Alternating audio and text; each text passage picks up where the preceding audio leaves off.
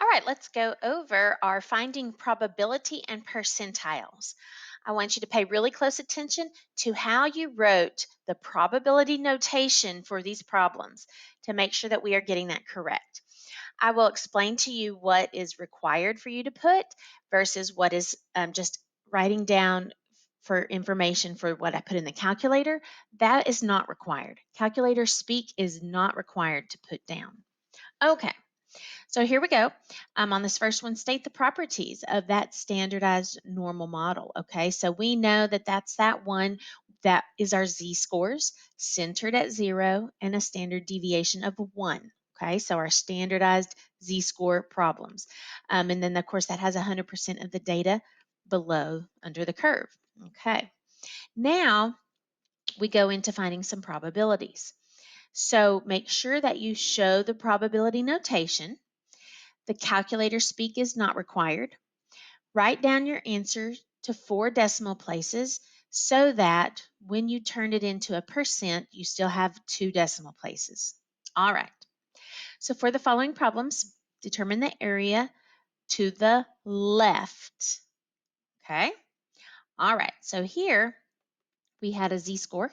So going to the left, that is less than to the left. So I'm going to If you want to write this way, you're going to point your inequality to the left.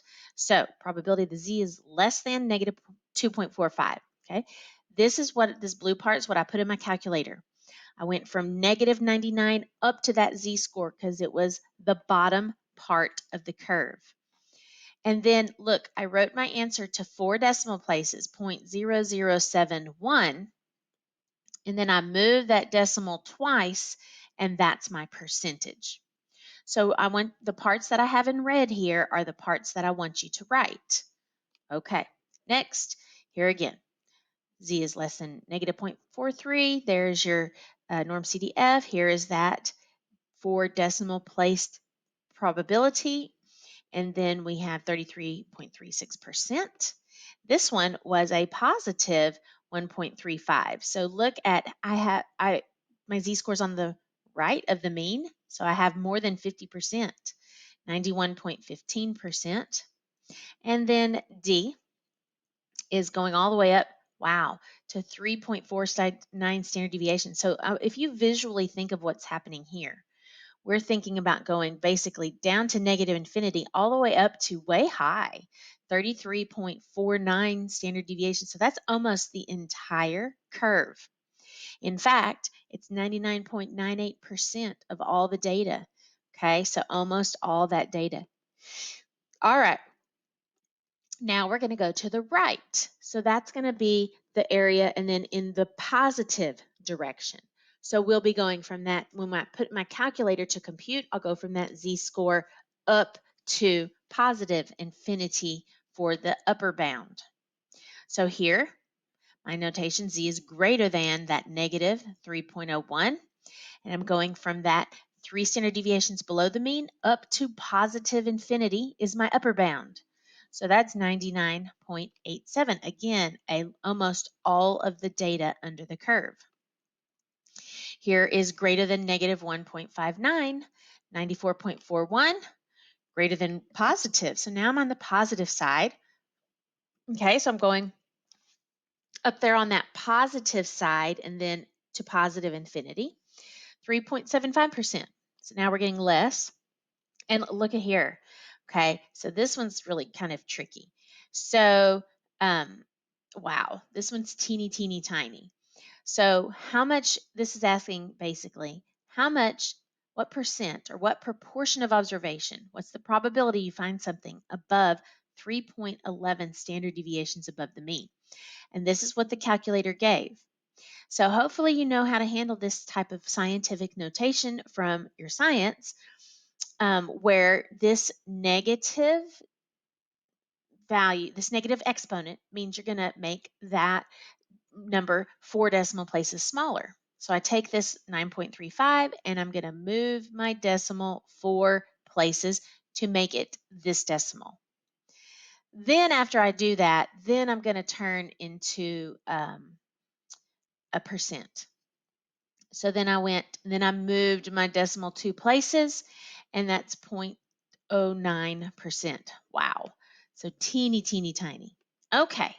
So now we're going between two z-scores. Between. So let's take a look at how you write this notation. The z is in the middle. The lower z-scores on the left, the upper z-scores on the right, and your inequalities point to the left, point to the lower. The small part of the inequality is pointing to the left. Okay. So I'm just norm CDFing from that negative to positive 95.86% of data, which, okay, let's think about this. It makes sense. Look, because remember when we went to -2 to +2, it's 95%. So this is a teeny bit more, 95.86%. Okay, so keep that perspective still in mind with some common sense. All right, negative. So this is a little over a half of a standard deviation down up to the mean, because the mean has a z-score of 0, 20.88%. And so then here we go. From that one, negative 1.04 to 2.76, 84.79%. And then from the mean up to 1.59, 44.41%. All right, so all of those problems were already in z-score standardized notation. So I believe what starts happening here is we then on this one here, we're going to combine a few probabilities together. So we're going to have to find the separate areas and then total them up together. So to the left of this here, so I first did this left area from -99 to -2. And then I did the right area from +2 to 99. So it's the bottom tail and the top tail. And so that's about 4.56%. Now, you may be saying to yourself, well, can't I just say it's the bottom 2.5 and the top 2.5? Yes, you can. When they say 2.5, they are approximating that. This is a more exact representation of what's happening. That if you said the bottom 2.5 and the top 2.5, that's fine if you wanted to do that. That would be an acceptable answer. All right, here we're going below this lower z-score and then above the upper z-score and combine those together. So I get 6.46%. Below this lower z-score of negative 0.88, so norm CDF from negative 99 to negative 0.88, and then above the upper one, 1.23 to 99. I'm going to combine those together for 29.77%, quite a bit. And the last one of this type, below this lower area from negative 99 to negative 1.67, and above the upper area, 2.94 to 99, combined 4.81%. All right, now, here we have these all mixed up. These are all on the standard normal curve again. So luckily, we had all of these in z-score format. We weren't having to turn them from context into z-scores and then percentages. We just were going straight from z-score to percentages. Okay, so here we go. Here was your less than. So that's the bottom part. Negative 99 up to that z-score, 97.32%. The less than, the bottom part, negative 99 up to that z-score. Okay, now here's a greater than. So that's the upper part. So that's from the z-score, negative 2.98, up to positive infinity. Okay, so whichever, in the past I've had some students say, oh, whichever one I'm pointing to, that's where the 99 is. And if it's the lower 99, then it's a negative. If it's the upper 99, it's a positive, 99.86%. Greater than, from that z-score to positive 99. And then now we have in between. So I'm going to norm CDF between the negative 1.2 and 2.34.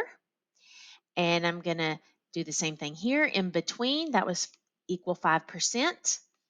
Now here's a greater than. So I'm going to go from this z-score to positive 99. And then here is a greater than as well. So I'm going to go from that z-score of negative 0.92 up to positive 99, 82.12. And here's now a less than. So from negative 99 to 0.72. And then is this our last one? Yes. So it's a less than. So from negative 99 to negative 2.69, 0.0036, which is 0.36%. Okay. So there is your ways of finding that percent of data, proportion of observations, probability. Those three P's mean the same thing. Percent of observation, proportion of data, probability. All those three P's mean the same thing.